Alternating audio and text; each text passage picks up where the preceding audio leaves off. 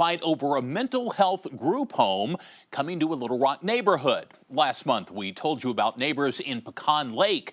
They were upset. The Little Rock Board of Directors had upheld a decision allowing that group home called the Gardens to move into their area. Well, Channel 7's Tyree White is in studio now with what has happened since. Tyree. Chris, people living in the Pecan Lake subdivision say they feel like they were led on by the Little Rock Board of Directors. First, the directors gave neighbors a way to appeal their decision, but after a change in circumstances, neighbors are left to do some heavy lifting if they want to keep the Gardens from moving in. The city attorney gave us a very explicit pathway to have the vote that they took at a previous board meeting, get it rescinded. And then they pulled that rug out from under us last night with change of circumstances. A lot of people living in the Pecan Lake subdivision have lost hope that they'll be able to stop a mental health group home from moving into their neighborhood. It all started when Denise White, who lives in Pecan Lake, filed an appeal on the Little Rock Planning Commission's decision to approve a conditional use permit. The permit allows the Gardens to turn the abandoned church at the entrance of Pecan Lake into a mental health therapeutic facility. I'm really feel like, the city government let me down. On October 21st, the Little Rock Board of Directors voted to uphold the Planning Commission's decision at their meeting. 5 voted to repeal the Planning Commission's decision, and 3 voted to uphold it. Immediately, neighbors wanted to know what they could do to fight the ruling.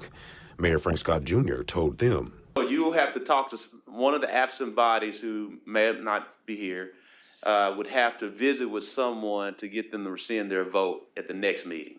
So you all can talk to someone who's not here to get them to talk to someone who voted to rescind the vote.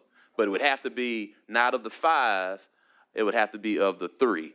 So at the city's agenda meeting on October 28th, the neighborhood seemed to make that happen. Vice Mayor B.J. Wyrick, who represents Pecan Lake's ward, took action. I want to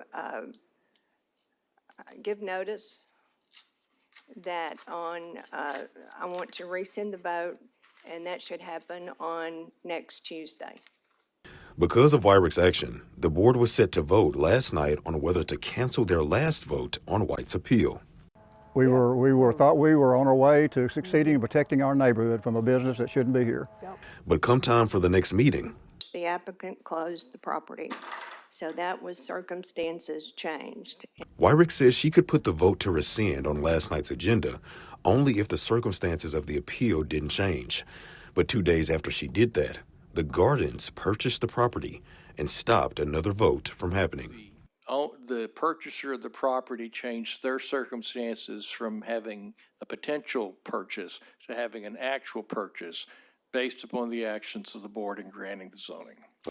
Now the city says the only option people living in Pecan Lake have is to use Article 5, Section 1 of the Arkansas Constitution.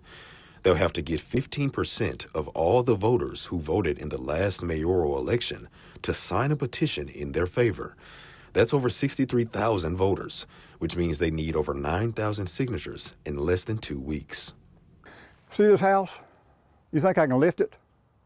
I can't. It's an impossible task. We only got 10 days or 15 days. Mm-hmm.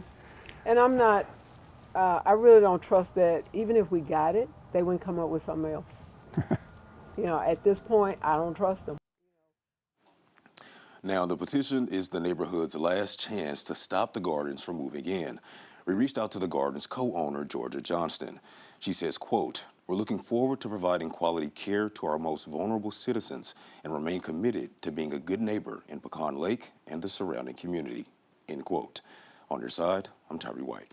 Okay, Tyree, thanks very much. Pecan Lake neighbors say they will try to gather those signatures that they would need, but they also say most neighbors have accepted the decision.